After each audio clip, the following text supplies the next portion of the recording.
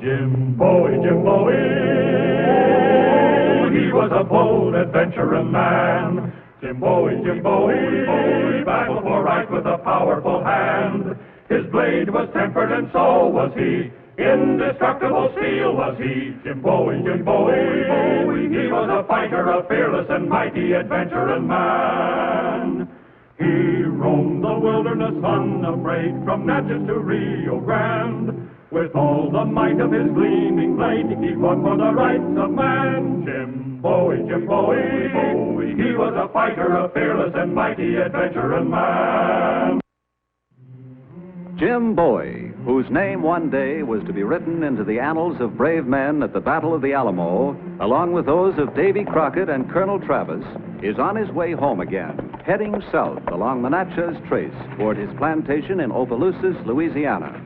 Plantation owner, adventurer, JimBowie is always coming home because he's always going away, looking for new lands, new timber, and new adventure. But he never stayed anywhere very long, just until the adventure was finished, and then he'd start drifting homeward again. That is, unless another adventure delayed him.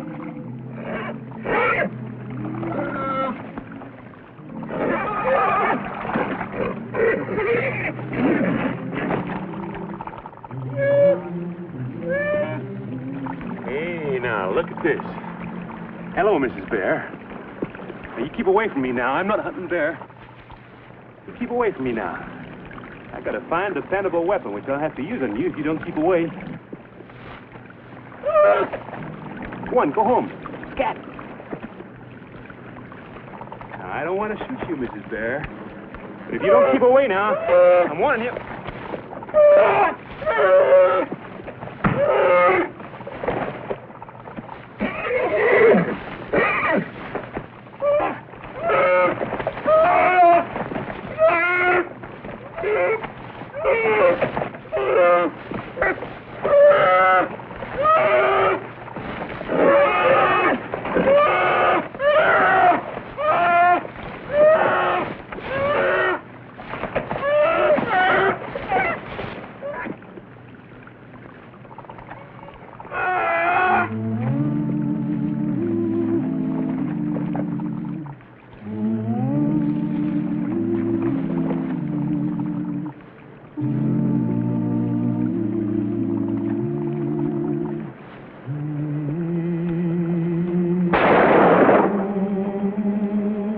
Dependable weapon.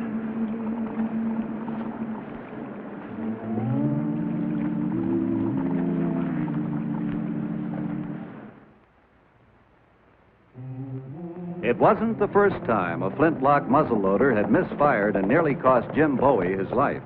After the encounter with Mrs. Bear, he was determined to have a weapon that would match her claws, a weapon he could depend on. So this is the story of how the blade that was later to be known as the Bowie knife was born.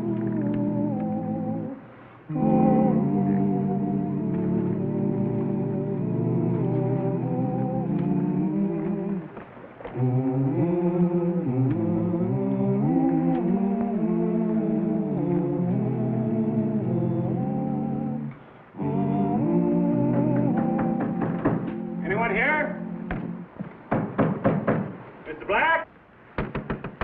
Miss Black? Well, Sam Black don't live here no more, mister. Moved down to the country. Oh. Hey, can you tell me, is there a doctor in town? Yep, traveling doc, over at Yancey's store, making his regular monthly visit.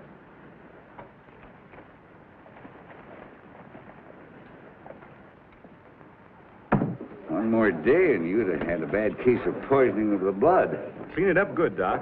Hey, mug of ale for my friend JimBowie, and a mug for me to keep him company. Every time the doc comes around, this thieving bunch of riffraff moves in. Keep your eye on Gypsy Joe and Louie and the cash box. You want that blanket? It'll cost you $1. Here's some mail, Jim. Well, thank you, Yancey. Well, here's quick healing to that arm of yours.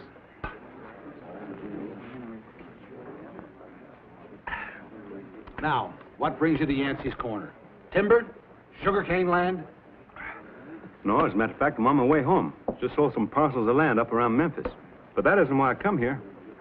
I'm looking for Sam Black, the steel maker. You see, when that bear came at me and my gun misfired, I made up my mind right then and there I was going to get myself something more reliable. I was going to get myself a knife. Skinning knife? Oh, I got a fine selection. I got a skinning knife. What I want's a special kind of knife. The kind of knife I want hasn't been made yet. That's why I come to see Sam Black. I remember my father used to say he makes the best steel in the whole Louisiana. Oh, he used to, but no more.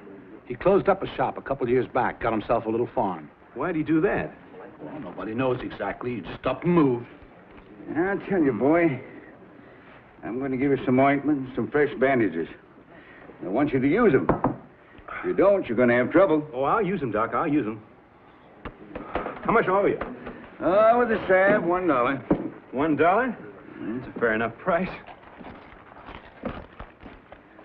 Here you are. I've got you $10. Oh. Here, Yancey, you pay it, will you? Put it on my bill. Thanks. Now keep that clean, you hear? Yes, I will. Thank you, Doc. Where's this farm the Blacks have moved to? Bayou La Tourneau. Straight south by the river road, about 6-7 miles. Yeah? I think I'll go have a talk with Mr. Black. I want him to make me a knife. So do a lot of people. I can sell anything he makes. If you can persuade him, let me know, huh? Well, maybe a little of this gold will persuade him. Thanks for the ale, Yancey. I'll see you on my way back. Right.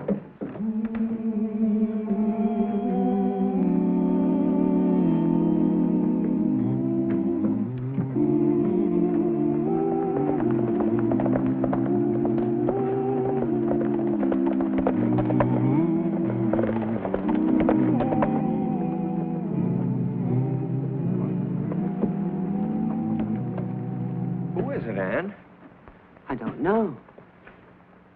Well, you remember me, Mr. Black, don't you? I'm Jim Bowie from Opelousas. Don't you remember me? Of course.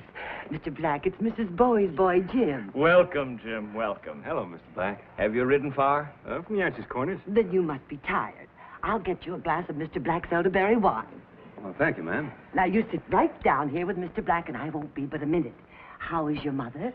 Well, she's fine, ma'am. Spanking fine. And your brother Reason? He's fine, too. Mrs. Black, Jim's thirsty. Oh, I'm going, Mr. Black. Oh, my. Women sure do love to talk, don't they? That's what my father used to say. That is, when Mama would stop talking long enough to let him get a word in. Yeah, well, we don't have too many visitors out this way. I suppose you're wondering why I've come to see you. There you are. Well, thank you, Mrs. Black. This is real social-like of you to call on us, James. My land, what happened to your arm? Or I had a little argument with a lady bear. She out-talks me. Well, that figures. Oh, now, Mr. Black. That's why I come to see you, Mr. Black. I want you to make me a knife. A knife? Next time I have an argument with a lady, I'd like to win it. Well, but Mr. Yancey has a real good assortment of knives. Oh, no, Mr. Black. Those kind of knives are too short to get through the fat of a bear. And they're too brittle when they hit bone. The kind of knife I have in mind is it's a special kind of knife. The knife I have in mind would have a blade about this long. Would be twice, maybe 3 times as thick as an ordinary knife. And be curved toward the tip and double-edged, so to cut 2 ways. And it would be balanced for throwing. So it would have to be made of the very finest steel. So the tip wouldn't break off when it hit something solid. I don't know, maybe I'm asking the impossible. But I do know this, Mr. Black, if anyone can make me this knife, it's you. A double-edged tip. It's a most unusual knife. You have to be tempered 6, maybe 7 times very carefully. But, Jim, that's not just a knife. That's a weapon. That's right, Mr. Black. Knife doesn't misfire, and it's always loaded. Yeah, an awful lot of work. Well, I'll supply the muscle and the sweat. All you'd have to do is supply the knowledge. That knife does fire my imagination, kind of like a challenge. 2 years ago, I would have accepted it, but now I can't even see my wife's face across the supper table. I'm just groping around in a world of shadows, and it's getting worse. why I closed up my shop. Things will be different tomorrow. We're going in to see Dr. Hogue at the Corners. He wrote us that he has some fine new spectacles with imported German lenses. We've been saving our money for it. Oh, I almost forgot. Here's another $1. Mr. Creary paid his milk bill. Spectacles. Even if we could afford them, there's no telling how much good they'll do. Jim, I think whatever the Lord wills, we have to accept. Mr. Black, if the doctor can't help you, I mean if the lenses do make you see again, will you make me the knife? Well, Jim, I'd be happy to. Now that that's settled, you'll be staying for supper, James. It'll be a pleasure, ma'am.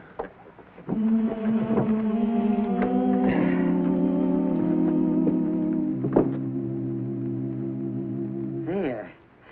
That ought to hold you until you get home. Thank you, ma'am. Now, if you have time, I can fix your jacket for you. No, I think I ought to be going now. Wouldn't you like some more coffee, James? Well, maybe just half a cup. Where did you learn to make steel like this, Mr. Black? In the old country. What's the secret? Tempering. It's like a good stew, Jim. It isn't what you put into it, it's how you cook it that counts. I'll get your horse. No, I'll get it. Keep your seat. Mr. Coffee. Mr. Black can get your horse. Huh.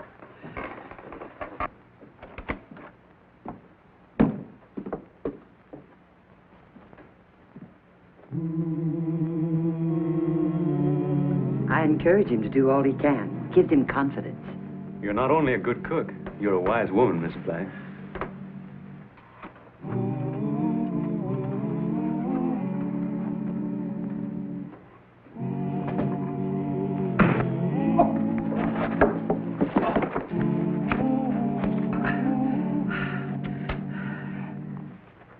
This isn't Bowie.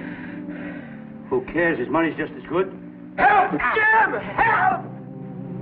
Help! Jim! Jim, help! Help! Jim!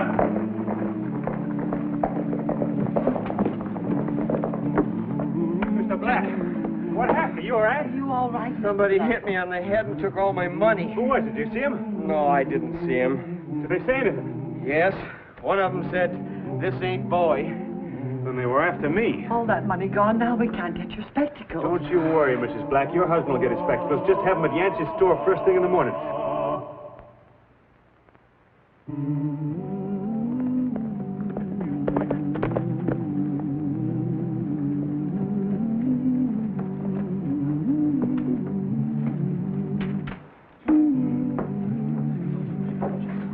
See Mr. Black? Yeah, I saw him. He was beat up and robbed. He couldn't do any work. That's why I come back here. Give me a room for the night, will you, Yancey? Sure, just sign the book and give me $1. Oh, better make it $2. I paid the doc for you, remember? All right. You take care of my horse, will you? 50 cents more. There you are. That suit you? Well, don't get mad about it. Everybody has to sign. You look like you can't read. I can read all right, don't worry. I want you to put the rest of this gold in the safe for me. I ain't got a safe. It was stolen. Oh, well, give me a room with a good strong lock on the door. Ain't got no keys. One by one, they just come up missing. This is a fine hotel. You make it easy for thieves, don't you? Well, if you're so scared of getting robbed, just shove your bed against the door. Oh, that's not good enough. Give me a hammer and some nails. I'll nail the door up. You shouldn't carry so much money anyway. I have to till I get to the bank in Opelousas. Here, nail yourself a number 6 down the hall. Number 6 got a window? One of my best rooms. Plenty of fresh air. Good. Fresh air is one thing I like. Good night. Good night.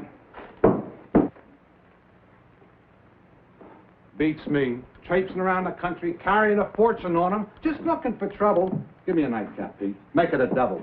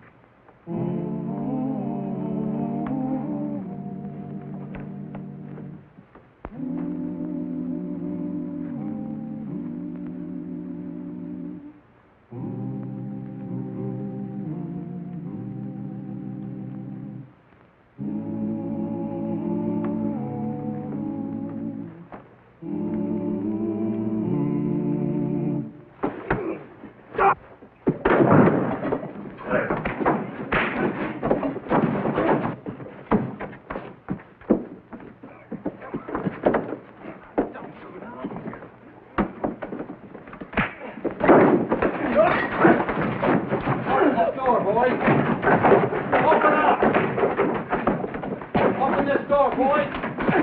Open up.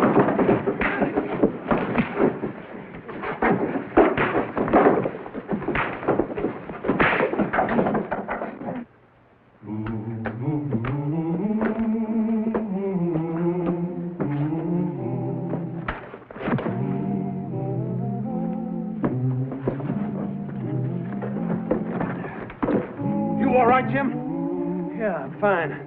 Just been entertaining a couple of visitors. You know these two? Yeah, it's Gypsy Joe and Louie. Yeah, these are the two who robbed Mr. Black, all right? This is his money pouch. Well, I've been watching these filthy scum for a long time. You got any place where we can lock them up while we send for the sheriff? Yeah, I got a hog sty out in back. It's full of fertilizer, though. Yeah? Just the place. You grab the other one. Right. Now, just a minute. Now tell me when the small letters are clear.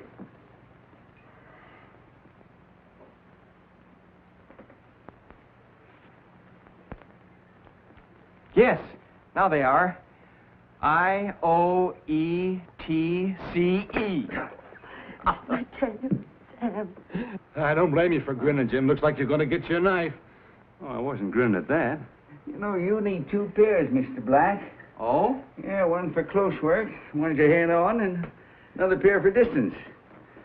Mr. Black, can you identify these 2 gentlemen here at the counter? Of course I can. That's my old friend Yancey and Jim Bowie. Thanks for giving me my eyes back. Sam, I didn't. Oh, wait a minute. You're all blurred. My close glasses, if you please, Mrs. Black. Yeah. Oh, thanks again, Jim. Nice to see you, Yancey. How about this?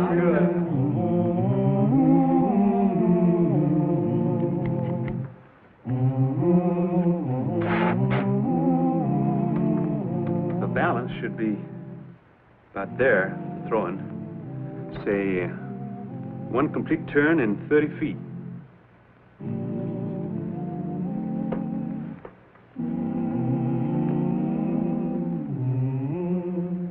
Light the forge, Jim. Yes, sir.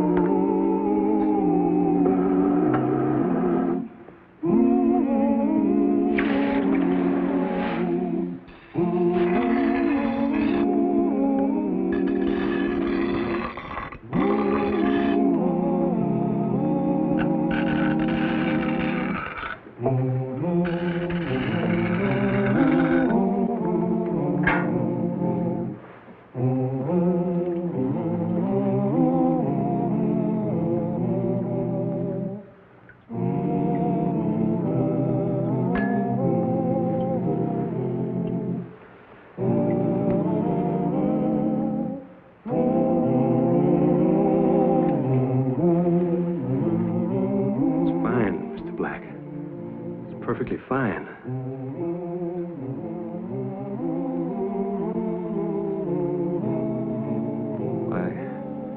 I never seen a piece of steel as fine as this in my whole life. There's a lot of gratitude in that blade, Jim.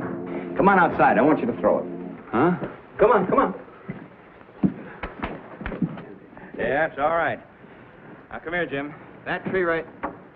Uh-oh. Mrs. Black, please. Thank you. Yeah. That tree right there is about 30 feet. Go ahead and throw it. It's such a beautiful thing. I hate to risk it. Oh, it won't break. You sure? I'm sure. Go ahead. All right.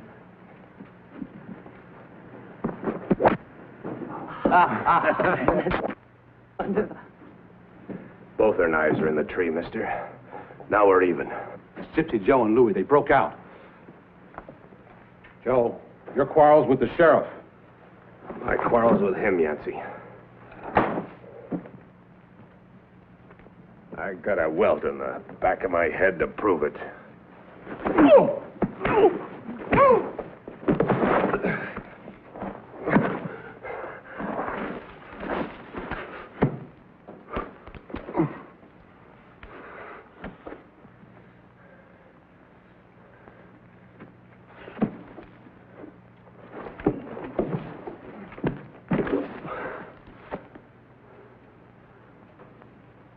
Well, now.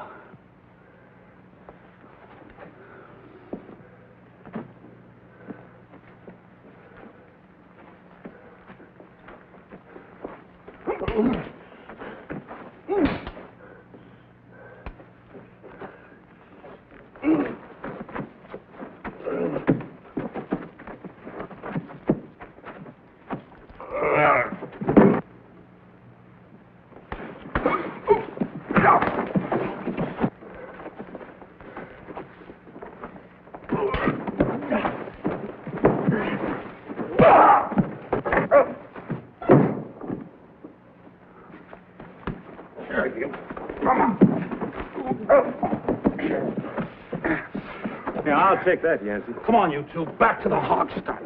And Yancey, will you keep him there till the sheriff gets here? Oh, it worked fine, Black. Just fine. Yeah, just one defect. Which I'll remedy right away. Come, Mrs. Black.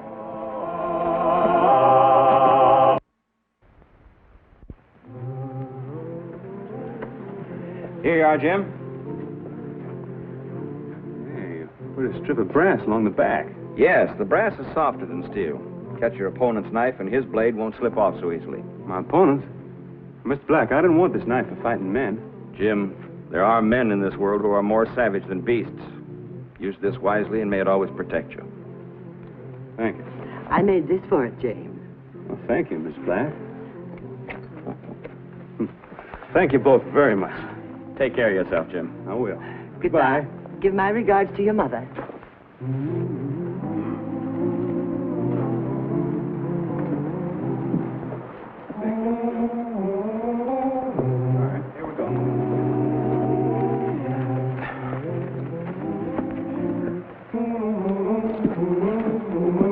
This is the true story of how the knife was born. The knife that was to grow in legendary feats until it was known the world over by the name of its inventor, the Bowie knife.